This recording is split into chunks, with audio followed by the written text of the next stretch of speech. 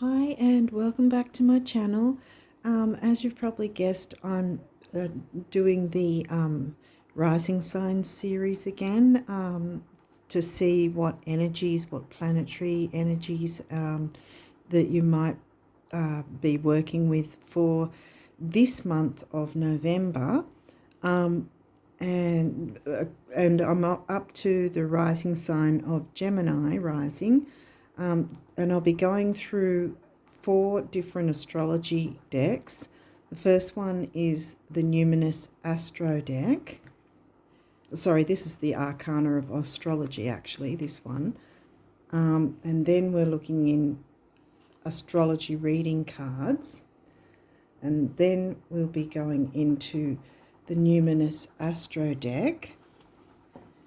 And then we'll find, last but not least, we'll be looking into the Star Codes Astro deck to see all the astrology of what might be coming through for you guys according to perhaps your chart, and what energies you might be helpful for you to look at. And then we'll be going into the numerology guidance cards after all the astrology, and then we'll be looking at some notes from the universe on abundance, and last but not least we will look into a few messages from the guardian angels and see what messages to finish off the reading. So let's get into it and have a look to see what energies you guys will be working with. We've had, depending on when you've watched this, but we would have already had the solar eclipse, the partial solar eclipse. We're going to be having a lunar eclipse as well, so we're right in the middle of the eclipse season. Well, depending on when you watch this, the eclipse may not yet have happened, or it may have already happened.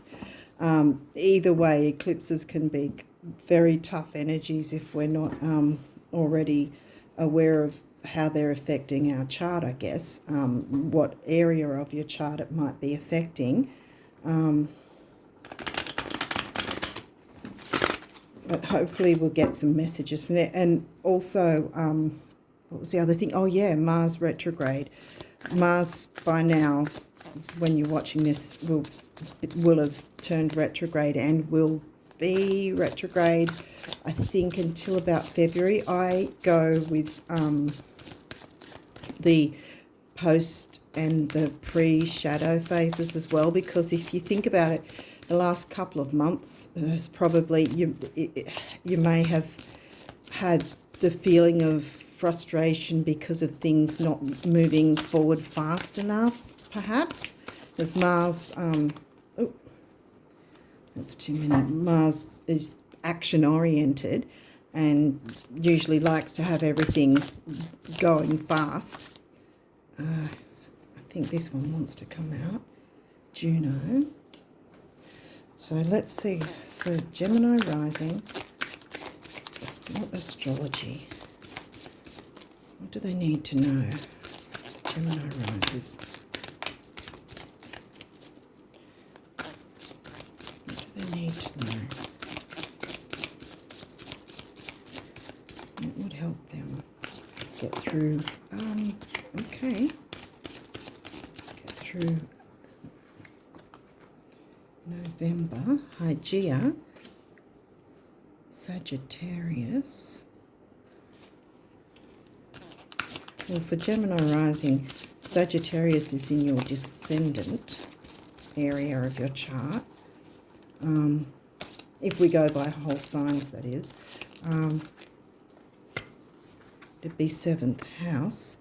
Scorpio would be 6th house. Hygeia, as the name suggests, is about health and hygiene, which is generally 6th house. Yeah, which is Virgo energy. Okay, so we're looking at 6th and 7th already. What have we got here? First house, well, your ascendant, which is Gemini rising. Okay. We'll be looking for patterns as well, like If something comes up a little more often than others, then that would be the one to take a little more notice of.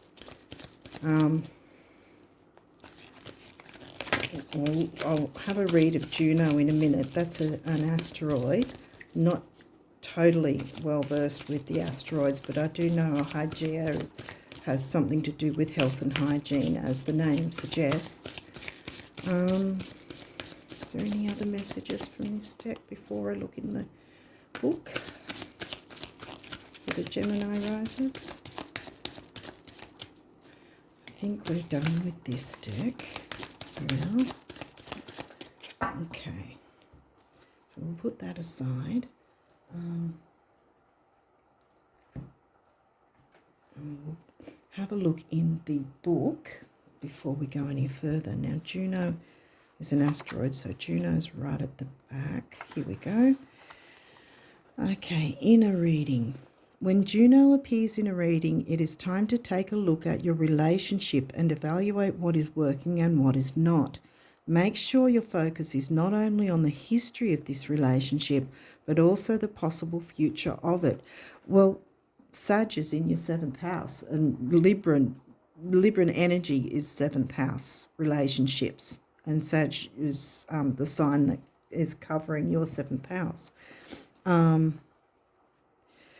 Juno never makes a flippant or sudden decision. Well, yeah, because with Mars retrograde, you really don't want to be jumping into things too quickly or out of things too quickly.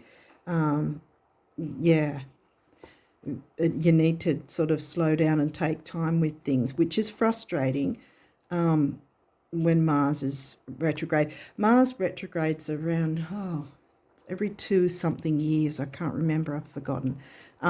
But yeah, so around about 2 odd years ago, Mars was retrograde then as well. So it's not as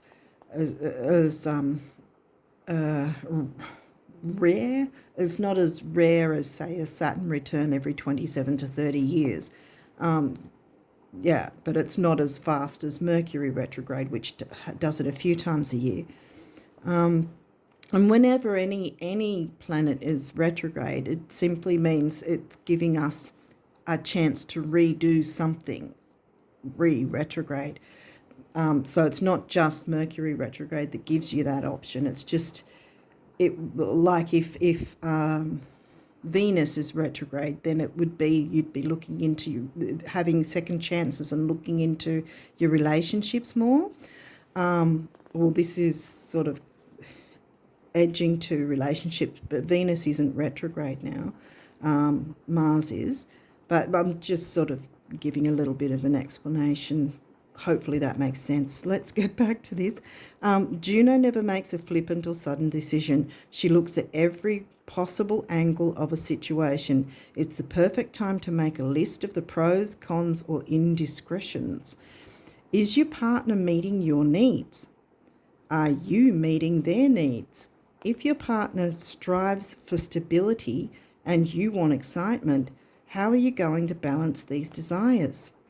If you are not partnered up, this is a great time to do some self-reflection on what you bring to the table, the boundaries you want to set, or if even you want to be in a romantic relationship at all.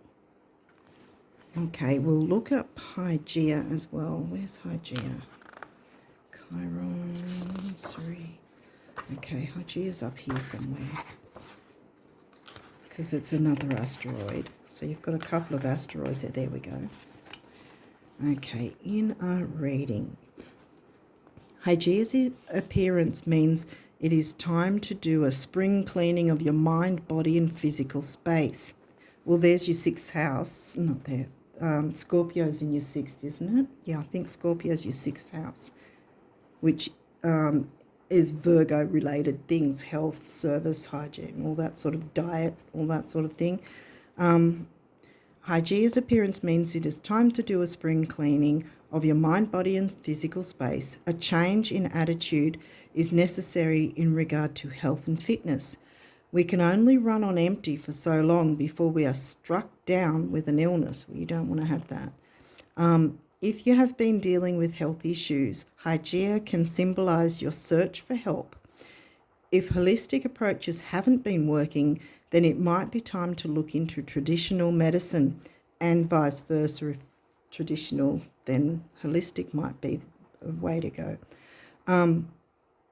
Consult your health practitioners and see what solutions you can brainstorm together. Like all elements in astrology, she has the potential to go overboard and become a hypochondriac or cause us more harm than good. If you are struggling with something health related, take a look at her placement in your chart to get a fresh viewpoint. Okay. The rest are self-explanatory, really. Okay, let's keep moving. So we'll see what we get from this deck now. Your Gemini risers. What do they need to know? Okay. What do the Gemini risers need to know for November? What can help them to get through November? What do they need to look for in their chart? The Gemini risers. It would help them out.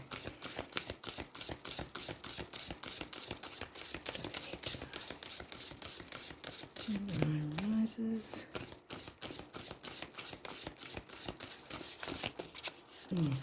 Okay, I think these two are the 8th house. Well, you've got Scorpio in your 6th house, so that would be, what's that? Capricorn, isn't it? 8th house is Capricorn, I think. Neptune's come along now too, okay. Which is Piscean. You haven't had any watery signs yet.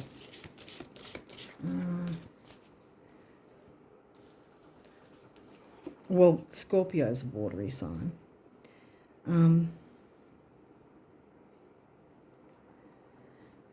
Okay, the 8th house. This transformational area of your life is about shared resources and intense emotions. Yeah, Scorpio's always an intense sign. Neptune. Your fantasies, yearnings, longings, and potential for illusion. Okay. We'll see what else comes through. What do the Gemini risers need to know?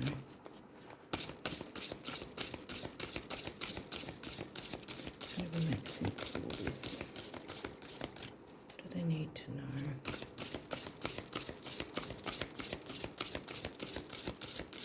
Any other messages from this deck? For the Gemini risers.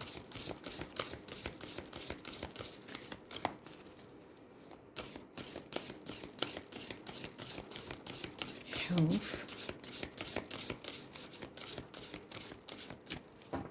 So there's been something about health and relationships so far.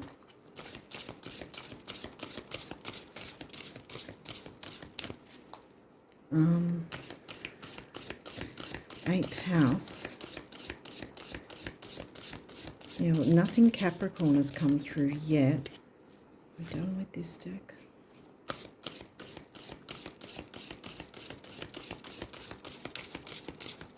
Okay, this seems to be finished as well, so let's get on to the next deck. See if we can get some more messages and build a story to this. Get some sense out of this and see where we're going with it. What do the Gemini risers need to know? We'll help them out for November. Whoa, whoa, whoa. Oh, gosh. Oh, wow. Oh, it's still going. Hang on. Okay. What have we got here? We got all of these. North Node. Pluto. Wow. Pluto's the ruler of Scorpio. Neptune, and we have Pisces as well, which is Neptune's the ruler of Pisces. Now we're being hit with all the water. Second house. What's in your second house? That's also a water sign, isn't it? Cancer and water sign. I think these two wanted to come through too. Quincunx and... Oh, here we go again. Cancer second house. Okay. Wow, you've been hit with all 3 water signs. Okay. Okay. Quincunx complexity. This is like a aspect, when something's aspecting something in your chart. Initiates, puzzles, mystifies, complicates, contradicts, clashes, misses the mark, requires translation, adjusts, makes curious, educates, transforms. Pluto, transform. 8th house, transformation. Scorpio, transformation. Neptune, Pisces, North Node. Check where your North Node is. Yeah. Well, they say the North Node is, well, North and South nodes are the karmic points in the chart. They're the nodes of the moon, and obviously there's an emotional aspect to them. South node is the difficult one that we move away from around about 30 years of age, at the same time that we have our Saturn return, which is often for most people is a difficult time to get through. I know I had a difficult time anyway. And the North Node is what we move towards.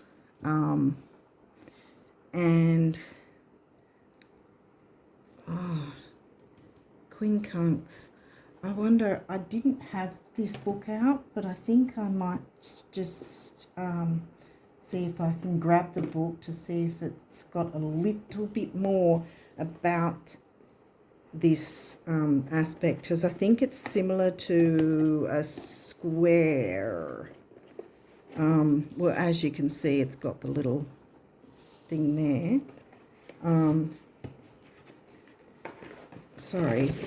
Oops. Try and get the book out. Okay. Let's see if this can shed a bit more light on it. Okay, Quincunx. Ascendant, Neptune, Chiron, Pluto. 8th house. Here we go. Quincunx, there we go. In conjunct. Okay. Well, in conjunct, when something's conjunct, it means that they're all very close, in close quarters. And if you're looking at whole sign houses, when something's conjunct, they're in the same house. So this is in conjunct. So I'll see if I can have a bit of a read of this. To give you a bit of an idea. Okay, we'll just read when you pull this card. It's time to notice where harshness toward yourself or others is causing you what is actually avoidable pain. Where have you tensed around what someone should... Yeah, is that right? Where have you tensed around what someone should be doing, or how you think a situation must work out to bring about your happiness? This card is a powerful reminder that everything happens in your life, everything happening in your life is meant for you and your evolution, however unjust it might seem on the surface. Inquire deeply around the relationship between your internal and external worlds. Internal, Neptune can get you going within. Scorpio energy can get you looking within as well. Scorpio goes deep. Oh, sorry guys, this one's a bit difficult, isn't it? Okay, let's keep going. Inquire deeply around the relationship between your internal and external worlds. Where are you believing that if someone or something were different, it would solve your current struggle once and for all? Commit to sitting with discomfort and settling into contradiction so that you can learn to let yourself and others be exactly as you and they are. And it says here, journal prompt, write love post-its to the 5 most difficult parts of yourself and place them around the house. Wow, okay. Well, gee, that was tough. So I'll pop that back now. Sorry, guys. Let's see if we can get a little bit more information, but perhaps some kinder messages from this deck. Let's have a look now. So 8th house, Neptune. Neptune was where was Pisces again? Pisces was in 10th house, wasn't it? Pisces is your 10th house. Okay. What are the messages for the Gemini risers? What do they need to know this November? What would help them?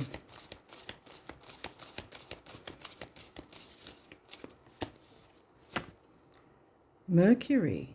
Okay. What about this guy? 8th house. Oh, wow. I think there's something to do with your 8th house. 8th house is Capricorn, isn't it? Because Scorpio's under your 6th house.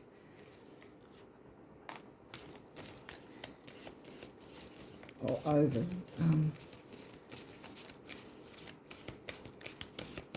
Well, at least it's upright, because if this was in reverse, it'd be the challenge. Oh, oh, here we go. Oh, we've got a few coming through now. Oh. Okay. I can't remember what came through first. Okay, Vesta, home and hearth. That's a Cancerian Cancer. Second house is your second house is Cancer, isn't it? I can't remember which one came before. Midheaven. Ooh, midheaven is the point where in your chart, sorry it's all over the place,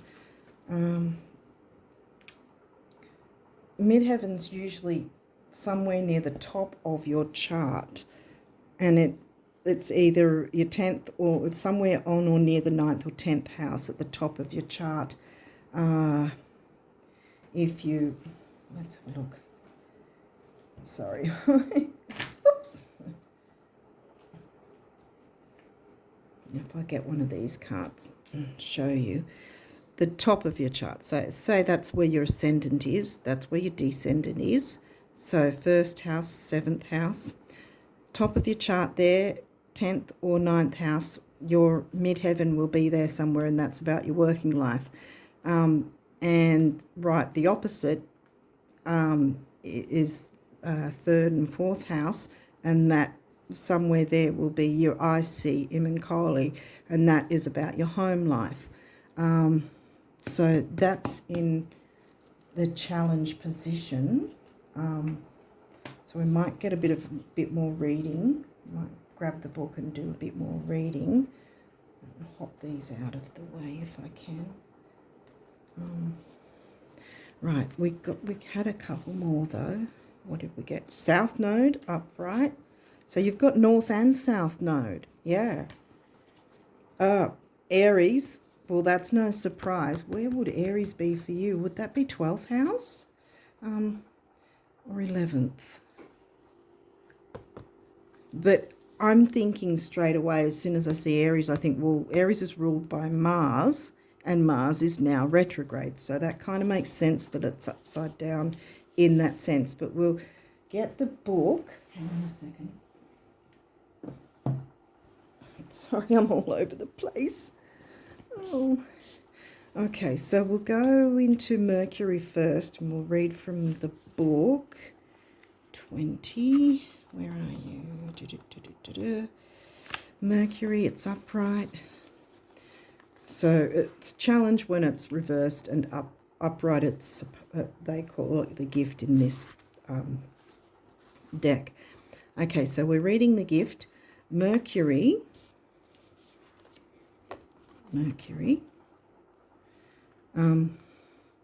Mercury was the messenger of the gods. Listen deeply to the messages of your soul, the conduit of spirit, and become the messenger. Okay. Now we've got 8th house, but again, it's upright. So let's have a look. It might just be about your intuition, spirituality perhaps. 8th house, although spirituality is more Neptune and Sag. Hang on. So we've got it in the gift.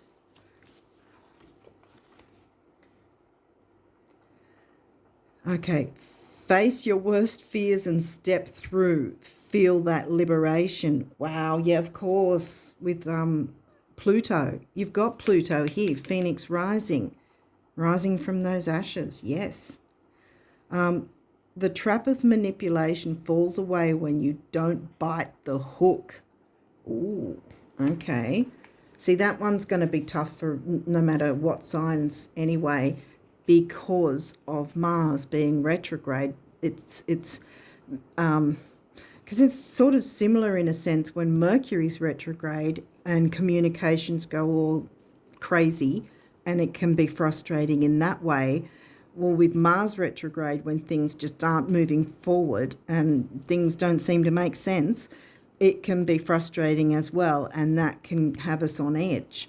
Now, Vesta was also, like I said, home and hearth is Vesta, and she's also upright for you. So there is some good here, guys.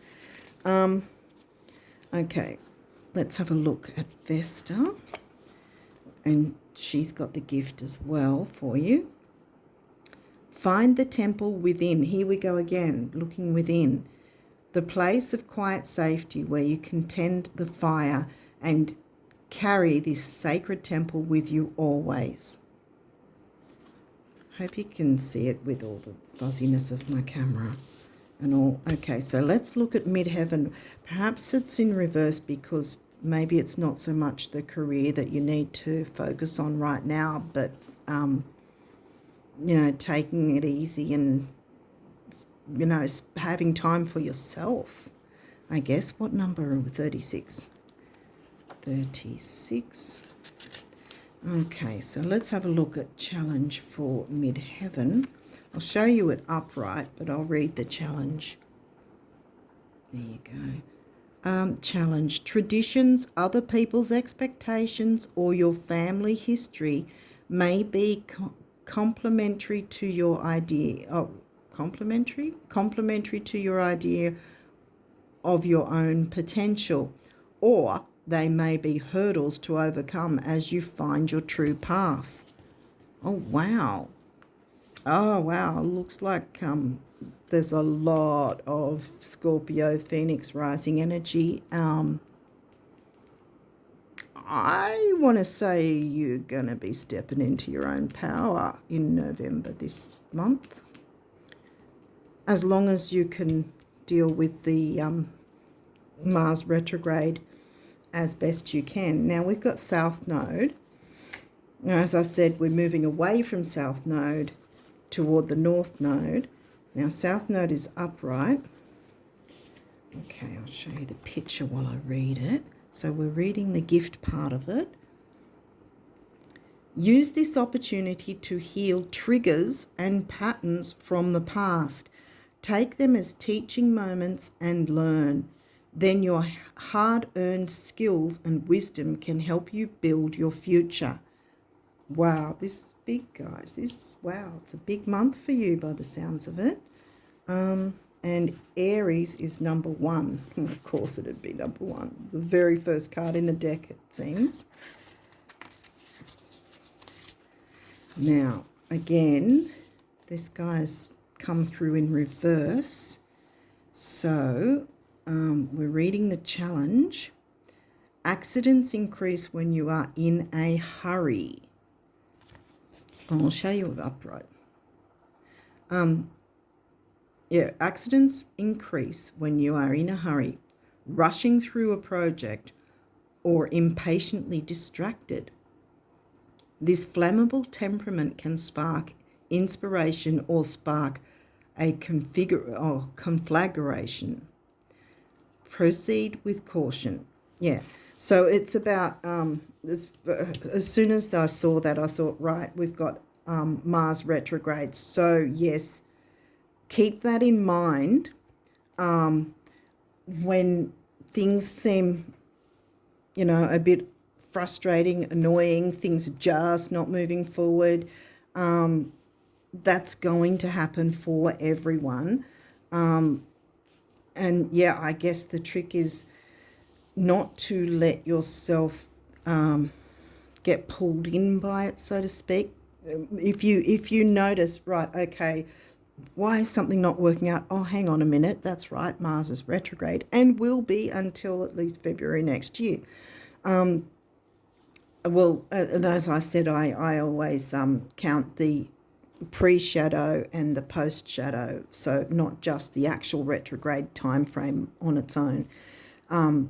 So I think that's very important. That's something I learnt from Yasmin Boland actually about the Mercury retrograde. So it really, once I learnt that, I was like, wow, that makes so much sense, because, so much happens while people don't even know that the retrograde's just about to start or is still finishing off or whatever. Sometimes it can be stronger than the retrograde time itself.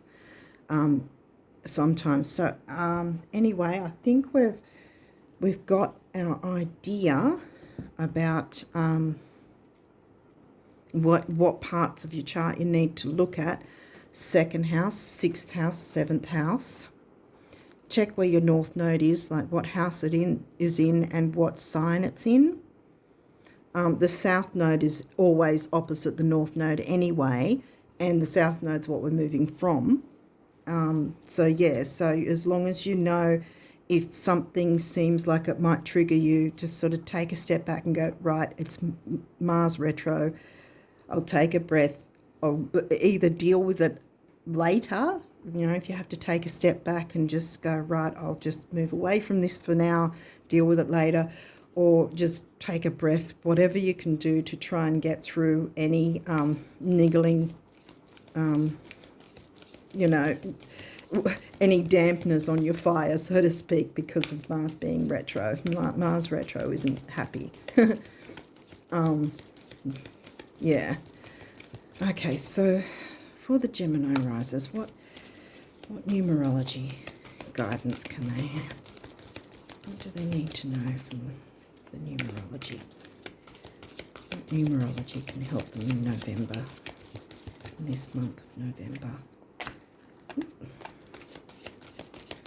What do the Gemini risers need to know for November? And all these aspects in their chart. Okay, this guy looks like it's 61. Self-love. Didn't that come through? I think it was here. Self-love. It did. It came through. Sorry, I know it came through. I think it's pretty much come through a few times. That's why I'm not pinpointing one particular part, because it's been in a few of them. Oop. And we have new beginnings. And look, we've got a lot of red too. Mars. New beginnings. So you can still have physical activity. Okay. Purple's a good colour as well for, I think, royalty, prosperity. Can the Gemini risers get any other numerology for them for the month of November? Is there anything else they need to know? Anything else for the Gemini risers? Yeah, I think physical activity, we often kind of can dismiss how important that is. It's not that we have to, like, completely wreck ourselves for a 10-mile run or anything, but just sometimes just a bit of slow movement, gentle movement, or just dancing to your favourite song can just, sort of maneuver the energies in your body so that, so that you can think clearer, because we're going to all have trouble with that. Yes, Mercury's the one that is more about, when it's retrograde, more about confusing thinking. But because we're all communicators, it's going to happen anyway. And what would normally not frustrate us will now probably frustrate us because of Mars being in retrograde. So if we've got that in mind and go, right, okay, just do whatever we can to settle ourselves. Or like I was saying before, if we need to step back, maybe if we feel we need to step back, maybe if we're able to, listen to our favourite song and just sort of move around slowly or whatever, just sort of make some sort of movement, or some people say even to shake yourself around for a few minutes, just enough to shake the energy, and so that it works in your favour, so that it's you're in a better energetic space, if that makes sense. Is there any more messages from this deck? No, I think we're done with that one for now. So we'll go and look into the abundance messages, see what you can get for November. What do the Gemini risers need to know for November? What abundance messages can they have for November? What does the universe want them to know? Because this deck is set out as if it's the universe speaking to you directly. So let's see what the universe wants to say to you, Gemini risers, for the month of November.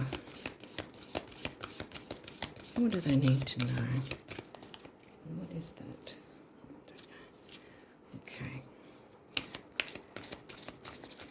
What do the Gemini... Oh, sorry. What do the Gemini risers need to know? What abundance can they look forward to in November? What messages of abundance can they have for November? Oh, you're making me go through it. Spirit. Whoa. What messages of abundance can they have for November? Is that one? No. There's a few. Okay, there will be. Bear with me. Oh, there we go. We've got one already. Okay, what does this one say?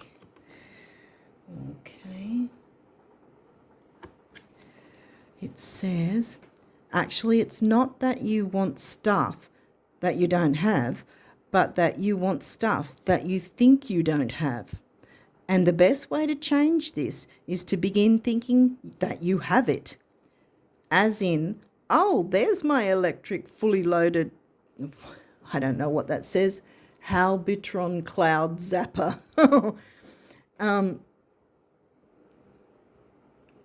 Is that rain, please? The universe. Yeah, it's a bit of a, what do you call it? It's kind of, I guess, got its own attitude in a way, this deck.